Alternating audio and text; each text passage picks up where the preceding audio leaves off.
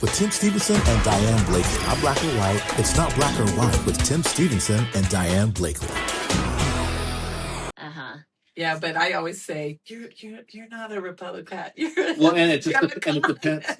And certain things. So, like on the fiscal side, I would have said at certain points, I was like, maybe I lean more towards the right, but I'm more of the healthcare side on the left. And so all these different things that I agree and don't agree with on both sides, and we talk about this all the time because there are some things on the left that I go, what? And then there's some things on the right that I go, But I also feel in this climate, the right, there's a lot of people who are emboldened by this administration for the wrong reasons. Yeah. So when his first, you mean the racists? Yeah. So when the presidency happened, it was really, it was really, really loud, right? And I was going through that. And I was like, man. So then when Biden came around, people were like, well, what do you think about Biden? I go, it got very quiet when people decided, well, my president isn't giving me permission to be racist more on the outside. Their racism was at home until that administration. Now everyone would walk around and go, Trump's my president to a black person, not even knowing what party they are, because they're assuming the black person was a Democrat just because they were black. Because he has some family members who are not. Who are black Democrats. I mean, black Republicans. But is it mostly over the pro-life issue? Are they religious? No, some of them are. My brother-in-law was just straight up MAGA. That's so confusing. We talked about this on earlier podcasts. There's a guy named Paul Bean, I think is his name, and he studies the brain. And he said that they took this pool of people. The interviewee did not know which party they were in, but they scanned their brain, and the Republicans, they were MAGA-leaning people, had larger amygdalas. So like the fear part of the brain, the freak out part of the brain, was like larger. So there's a larger sense of fear, and the ACC part of the brain was more active. So they have more white gray matter. It's actually, they think it's a brain thing, because I often, and I talked to Tim about this, I'd often said, I don't understand how someone could have a full-on education, because before, in the beginning, the first term, people would be like, oh, they're uneducated people. That's not the case. I've met people who have their PhD and they support Trump, and I'm like, that goes against the idea that MAGA people are uneducated. Now, I've seen plenty that were uneducated, but I know people who have a very large pedigree in terms of their educational background, and yet they still support him. And I'm like, why? But they're generally people who came from dictatorial families where there was punishment in the family. They found out, like, there were repercussions, very punishable kinds of repercussions in their family. And also that whole thing about like what parts of the brain light up when you're talking to them about. So what they did was they asked them certain subjects and parts of their brain. So you mean like hysterical people? Well, it was really interesting because the kind of things that were said to them were more benign. They weren't like something that would actually excite a person, unless it's like a black person is approaching your car. Right. You do what? A, lock the door. B, that was like the benign statement. A, lock the door. B, roll down the window and go, hey, bro. And then, because that happens. We talk about that too. Yeah, we did talk about that too. We used to do that. Like, you would get off an aircraft, right? And they'd be like, thanks for coming. Thanks for flying. And then I walk by and I go, hey, bro. And then I'm like, how come I got the hey, bro? And everybody else got thanks for flying. They just changed it up. I don't know, but was the person talking to you a white person? Of course. Okay. Yeah. I'm telling you. Asian people act differently, though, I will say. Well, yeah, for sure. Like, I mean, I don't know what your experience with Asian people. A lot. Like, I mean, if they're an elderly Asian person, they'll probably not say anything. They're not saying anything. Right? They'll just. And I'm going to ask you about that because I forget who was running. It was several years ago now, but somebody was running, and it was within the Asian community. Yeah. And they told me, this is so hard because Asian people don't vote. That's what I was told at the time. Yeah. Correct me and tell me if that's changed over the last, couple decades. But I just remember being so shocked. They're like, no, Asian people don't vote. They don't really vote. Well, it isn't. Well, okay. I will say they'll vote if they do vote, they'll vote for the Asian person on the ballot. Like gotcha. it won't matter to them if it says Democrat or Republican. They just want an Asian person. Oh, really? And so it's interesting because yes, the older generation of Asians are definitely much more Republican leaning. I have a theory about this, is that they wanted to blend in with power, like the Right. top power structure. So they became more Republican, and also a lot of Right. them belong to the church.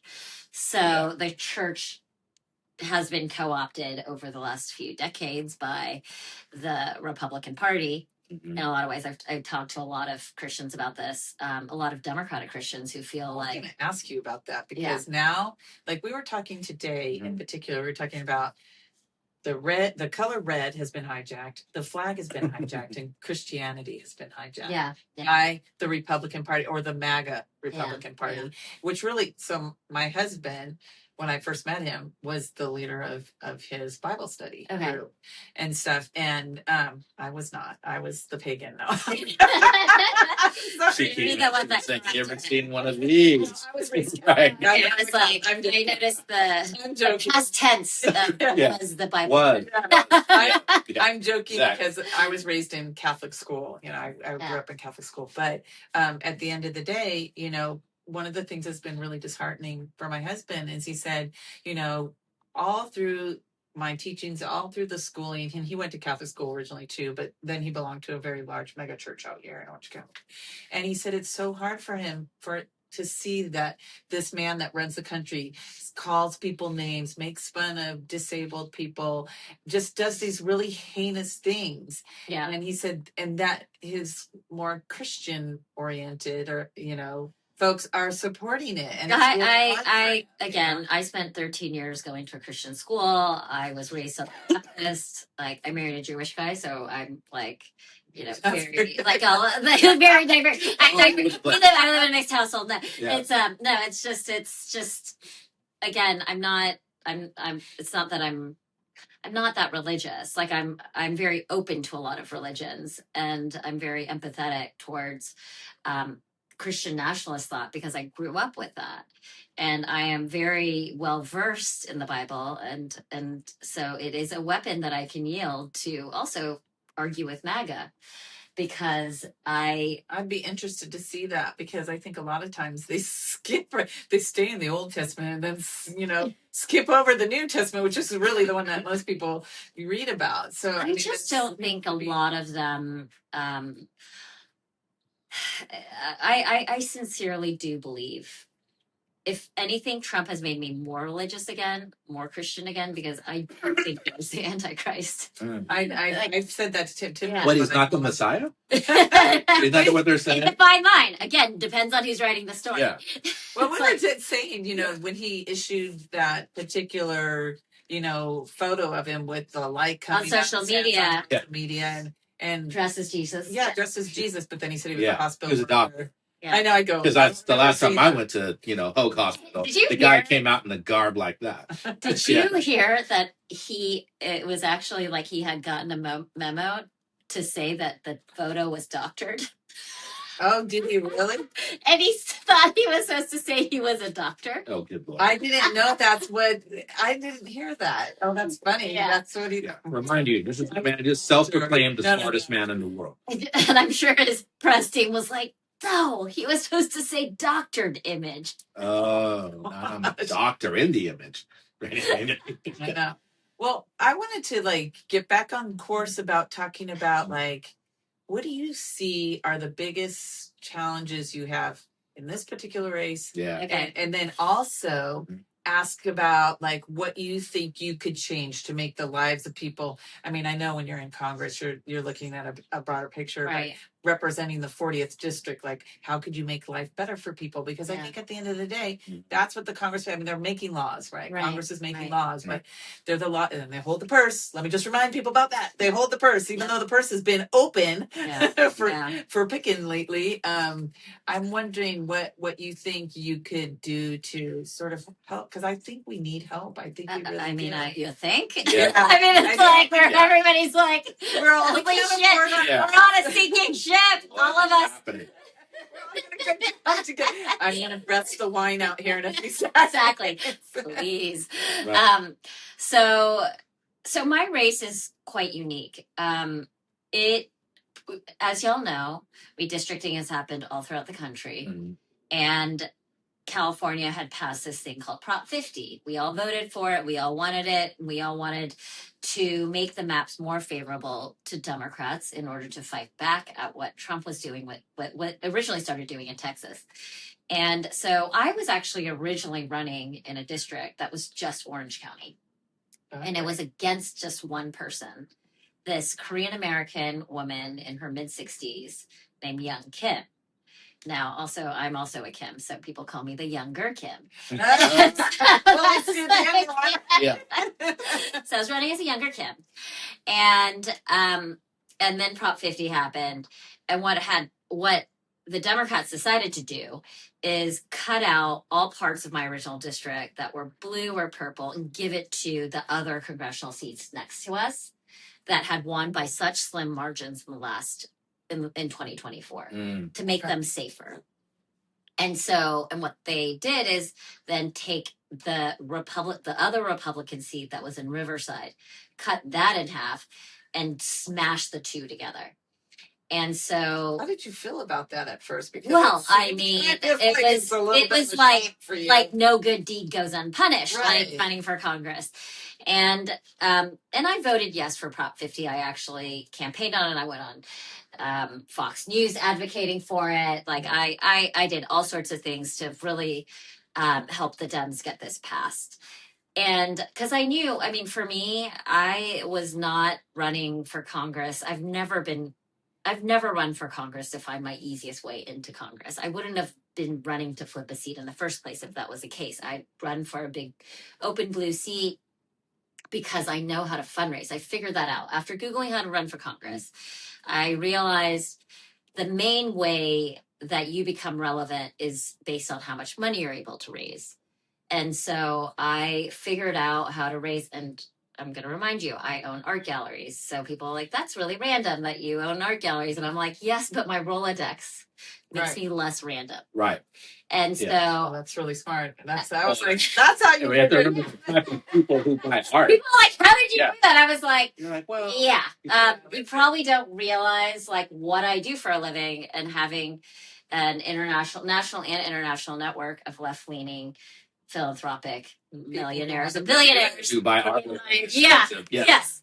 Who are also like looking at me horrified of what's happening in this era, because they're like well-meaning people. If you're an art collector, more often than not, you are pretty progressive. You're at least with the artists that I represent and show. I show some of the most prominent. I was going to ask you who you show. I'm out of curiosity. So I'm known as a truffle pig in my industry. Like I find talent. I work with artists that have never had their first solo show before, and I see just pure potential. These are people that have no safety nets in their lives. And I build their careers. And over the last 15 years, I've built careers over and over and over again of people from the LGBTQ plus community, Asian American, Latino, African American, Native American. Oh, you must have some great art. I do. So women in their like 60s, 70s, and 80s that have gotten overlooked because the art market was not friendly to them.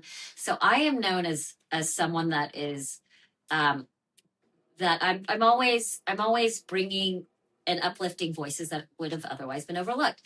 And I can't remember why I got into this. Oh, fundraising. So I raised $1 million my first quarter when I started, and everybody was like, who the hell is this girl? That is amazing. Where did she come from? That is amazing. One quarter you did that? And people were like, what is happening? And I was like, okay, I can figure this out if this is like how you do it. And again, like I'm not afraid of figuring things out. And so right now I think I have over 65,000 donations that have come in over the last year. That's pretty good. I get a donation about every 8 minutes. I figured out how to go really viral on social media and create a machine, like an infrastructure machine. That I was going to ask you if you did that through social media, because that's where all the smaller donations come from. Yeah, they can keep coming in. They can keep coming in, and they continue to come in because a lot of the small dollar donations that were coming in from everywhere were just like, we love this unhinged wine mom running for Congress. It didn't matter if redistricting or Prop 50 happened, because it's like more of a buy-in to the narrative and the cult of personality, as opposed to even the seat that you're running in. Right. And I realized, like, as that was happening, I was like, oh, this is the infrastructure that I need to build resiliency into my campaign. And so I want you to win so bad you have no idea.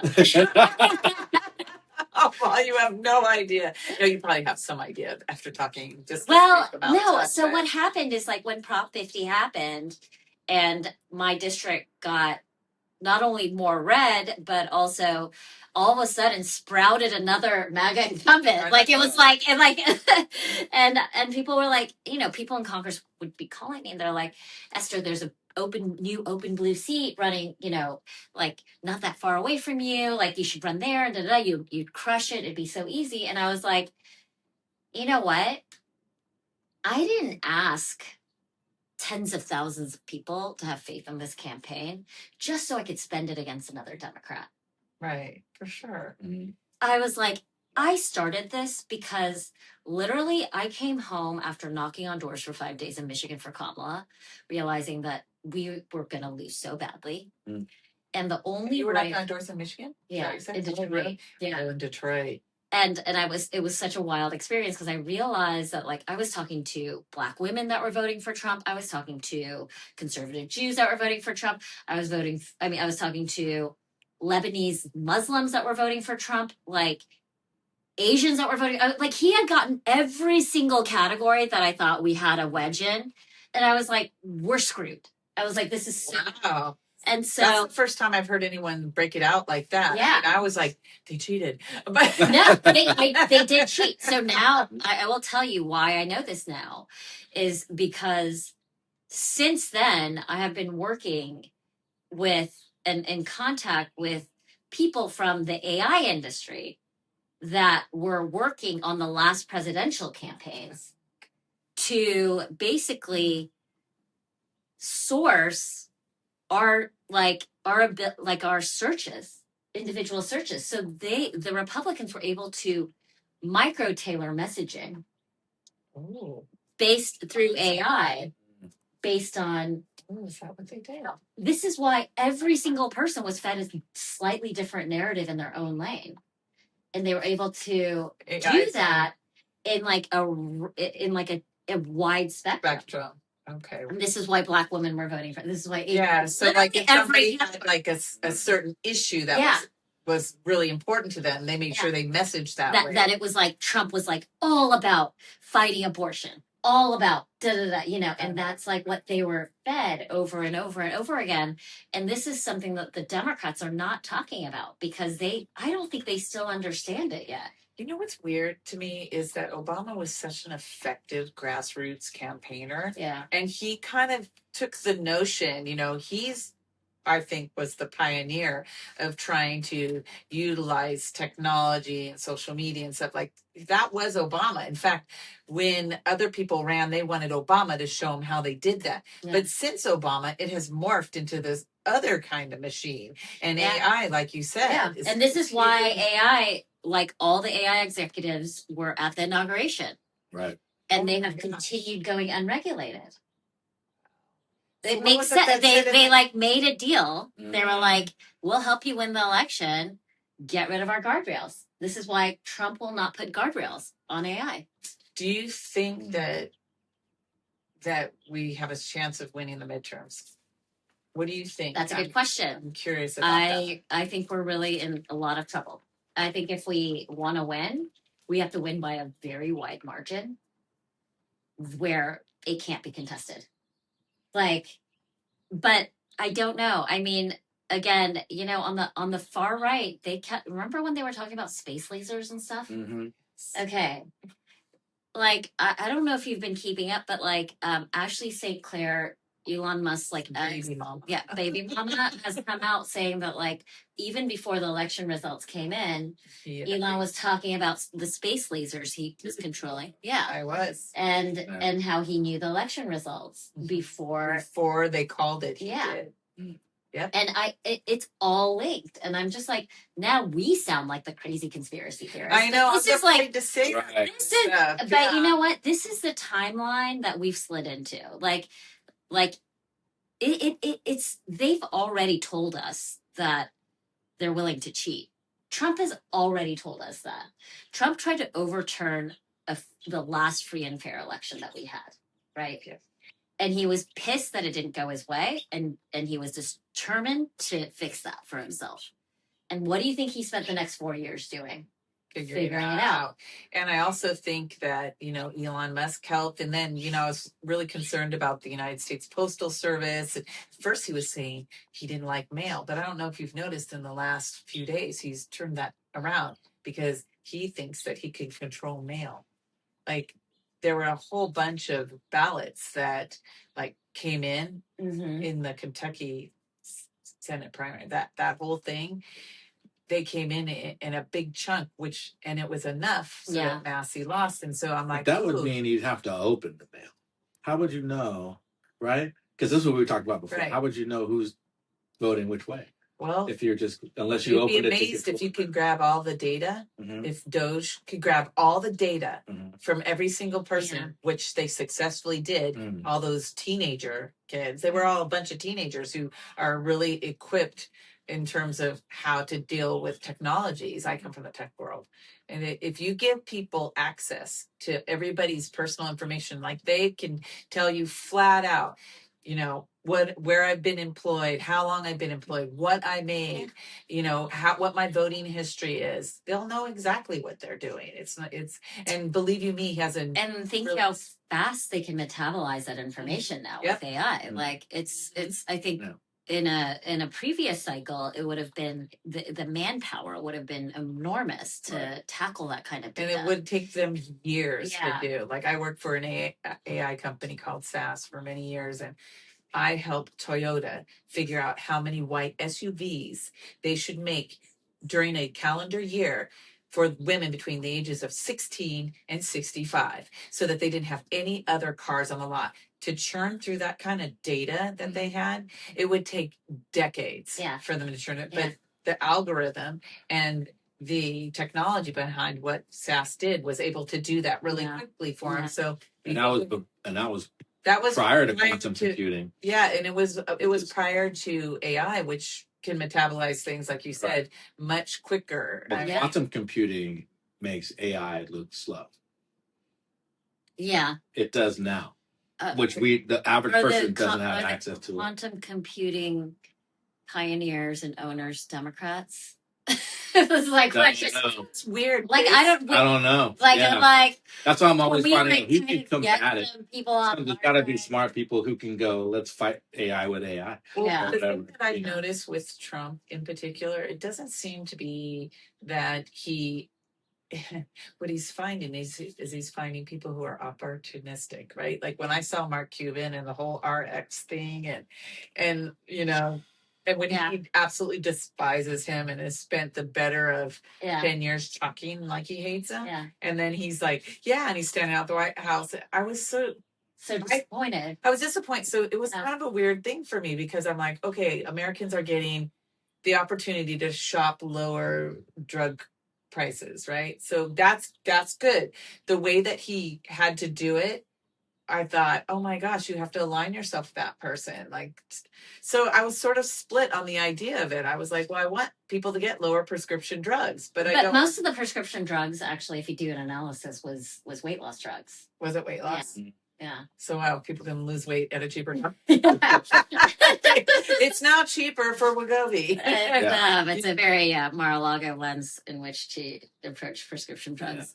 It's sad that there's people have a price, right? Yeah, that's what it feels like with that. Well, that's Trump's world view, right? Like everybody has a price. I just want some stuff to go the Democrats' way. And unfortunately for Democrats, and like we said earlier, Democrats have a problem with messaging. Like I've long said, keep it short, keep it simple, because the Republicans are extremely good at that. So you hear the sound bite over and over and over. And even if it's not true, the more you say it, the more simply you say it, and the more times you say it, it becomes the truth for people. And I so think Trump. I think it's all Trump. Honestly, like he is it's a cult master class of deception and marketing. I don't think it was like this before Trump and the Republican Party, No, it where wasn't. it Not back was then. everything was reduced to a Like repeated Bush seems like a soundbite. normal person. Yeah, and it's literally like a very late capitalist like marketing blip. Yeah. That it's also interesting because Trump, everybody says, has ADHD, like he's like very like He a never goldfish. seems unfocused to me, though. I don't know what they do to him before he's on camera. 55 But tweets in the middle of the night is unfocused. Well, that except for that, I was going to say you're right, because Right. we did a show on, and I had him all He's a written out. Gemini, by the way. Oh, is he really? I didn't know what he was, but I'll tell you. Both of them? Gosh. We had all of the tweets that he did. There were like 50, were there 50? Something 50, crazy, like something 50 crazy. or something. And they're all weird stuff. And then the whole Obama thing, like periodically, he'd be like, no Obama, like no you said. Obama. It was really weird. But I always tell people, I'm all, he's not for anyone. Yeah. He's not for you. He's not for anyone. So if Americans want to, get lower gas prices, make sure, because gas fuels tons of things. Like what people don't realize is gas also fuels. Like, how do you think your food gets to the grocery store? Right. Or like, yeah. It fuels planes, it fuels, cargo trucks, and also all our Tim knows this. I get all worked up because there's all those petrochemicals in our soil, because the fertilizer that we use to grow everything in all the industrial countries, not just the United States, comes from Israel. It comes from Saudi Arabia, and what's the third one? There's Qatar. Qatar. Thank you, Qatar. And those petrochemicals go on the ground of all our food, and it's causing us to have a crisis at the end of we're going to be getting to the crisis, guys, because we don't have any of that. But that petrochemical stuff, everyone needs that. That's why it's a global issue what he's done. Yeah. And he wants everyone to come save him. Okay, so coming back to this race. Yes. So coming back to this race, I'm like, no good deed goes unpunished. Okay, so this race is exactly the same as a governor's race. Right, because in California we have a top two, not only for the governor's race but also for the congressional races, and we have two very strong incumbents that are both polling in the 20s. So you are now till two, though. I am as well. So I am the third. I am the third one. We are all we're in a threesome together right now, and the danger. I have 4 other Democrats in the race. I know. That are all polling at 6% or lower, but like one person's taking like 5 or 6%, another person is taking 4%. Like I could use all of that to more comfortably get into the top 2. Yeah. At this point, they're on the ballot. They're on the ballot, and none of them have raised any money, yet they continue to convince themselves that they have a chance.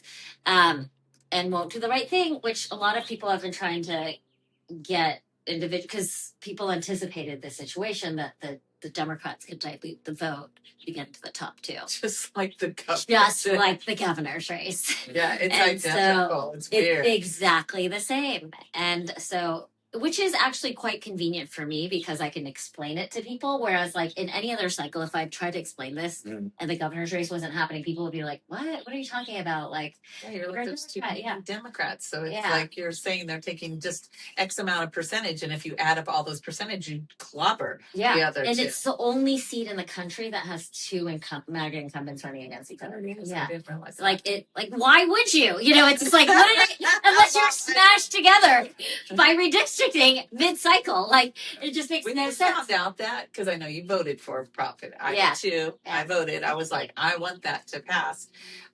Were you disappointed? It was bittersweet. Absolutely, it was absolutely. But again, I came back and I said, listen, my mission hasn't changed. My mission was to help the Dems win back the House. Like I literally looked for the nearest flip seat next to me. And I wasn't in the district, and I didn't have to move into the district because it's not required. And actually, all of my advisors were like, you don't have to move. Like, nobody cares. And I was like, you know what? No, I was like, I'm going to do this the right way. If I want to represent people, I'm going to have a business there. I opened a bit like my branch of the business. I sent my kids to the public school there. Like I was like, I'm going to be a part of the community. And you know, my kids complain because they had to move schools and all that stuff. And I was like, listen, you're 9 and 12. You don't understand patriotism. You don't understand democracy. You don't understand where we are on the timeline of our democracy. But in 10 years, when you realize and ask what the adults were doing while their rights were being rolled back, you can remember that we did something. Especially the rights of your daughter. I know. And so, and I was like, plus you'll have a really good college essay. Yeah, that's what I was the Tiger Bomb speaking. Yeah. That's like, and so, I really do believe that this seat will be consequential, and it will be. I mean, June 3rd, we could, in one, like in this race, we can knock out 2 MAGA Republicans in 1 seat.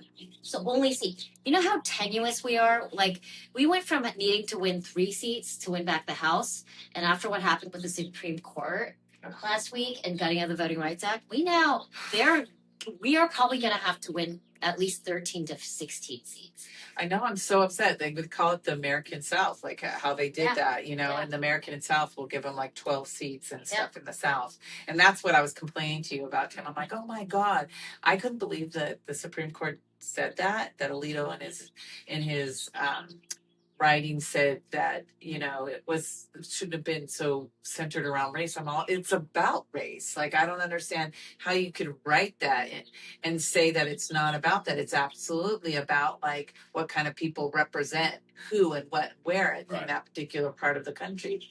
But I mean, I don't know if this is happening, but like in Virginia, the state Supreme Court said, no, you couldn't do that after the vote of the people. And I wondered if that was going to, do you know if that's going to the Supreme Court? In Virginia, it got knocked down, I believe. Yeah, they got knocked down by the state Supreme Court. So I was like, can they still go to the to appeal at the Supreme Court level and say, I mean, I've never heard that the American people were not allowed to vote for something and that you could shoot it down. And I'm shocked by that. I'm super shocked by the voice of the people, like being told, nope, we don't care about your voice. It's not black or white. With Tim Stevenson and Diane Blakely. Not black or white. It's not black or white with Tim Stevenson and Diane Blakely.